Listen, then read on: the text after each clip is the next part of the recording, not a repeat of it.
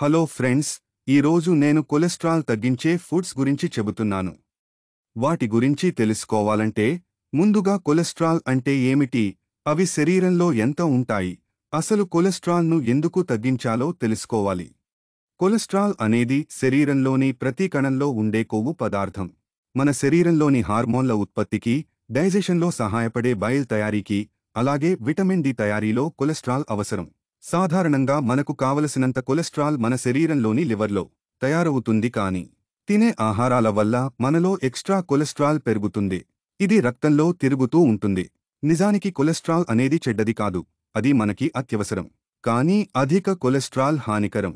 రక్తంలో లైపోప్రోటీన్లు కొలెస్ట్రాల్ని మోసుకుపోతాయి. ఇవి ఫాట్ మరియు ప్రోటీన్ల కలయిక. ఇవి ప్రధానంగా లోడెన్సిటీ, హైడెన్సిటీ అనే రెండు రకాలు.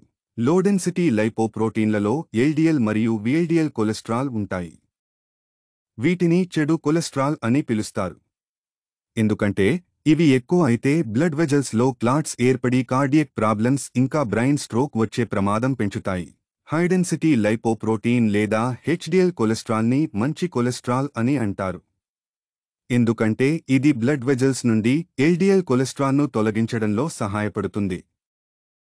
సాధారణంగా మన శరీరంలోని కొలెస్ట్రాల్ లెవెల్స్ ఏజ్, జెండర్ మరియు హెల్త్ వంటి వాటిపై ఆధారపడి మారతాయి. ఎల్డిఎల్ కొలెస్ట్రాల్ 100 మిల్లీగ్రాముల కంటే తక్కువ, హెచ్డిఎల్ కొలెస్ట్రాల్ 50 మిల్లీగ్రాముల కంటే ఎక్కువ ఉండాలి. సాధారణంగా హెచ్డిఎల్ కొలెస్ట్రాల్ లెవెల్స్ ఎక్కువగా ఉండాలి. కొన్ని రకాల ఫుడ్స్ తీసుకుంటే అవి చెడు కొలెస్ట్రాల్ని తగ్గిస్తాయి. అవి ఏమిటో చూద్దాం. బ్రౌన్ రైస్, గోధుమలు, ఓట్స్ మరియు బార్లీ వంటి ఫైబర్ అధికంగా ఉండే ఫుడ్స్ ఎల్డిఎల్ కొలెస్ట్రాల్ తగ్గించడంలో సహాయపడతాయి.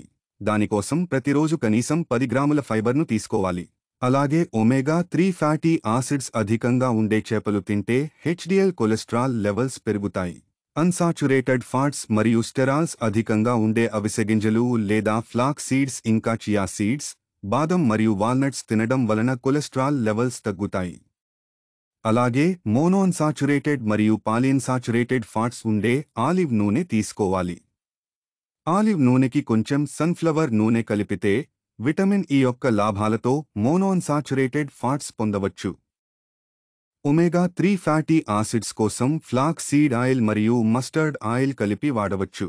అలాగే గ్రీన్ టీలోని యాంటీ ఆక్సిడెంట్లు ఎల్డిఎల్ కొలెస్ట్రాల్ తగ్గించి హార్ట్ హెల్త్ ఇంప్రూవ్ అవడంలో సహాయపడతాయి. ఇంకా పచ్చిగా లేదా కొద్దిగా ఉడికించిన వెల్లుల్లి కొలెస్ట్రాల్ను తగ్గిస్తుందని కొన్ని స్టడీస్ ప్రూవ్ చేశాయి. 4 నుండి 12 వారాల పాటు ప్రతిరోజు సుమారు 25 గ్రాముల తాజా వెల్లుల్లి తింటే కొలెస్ట్రాల్ లెవెల్స్ తగ్గుతాయి.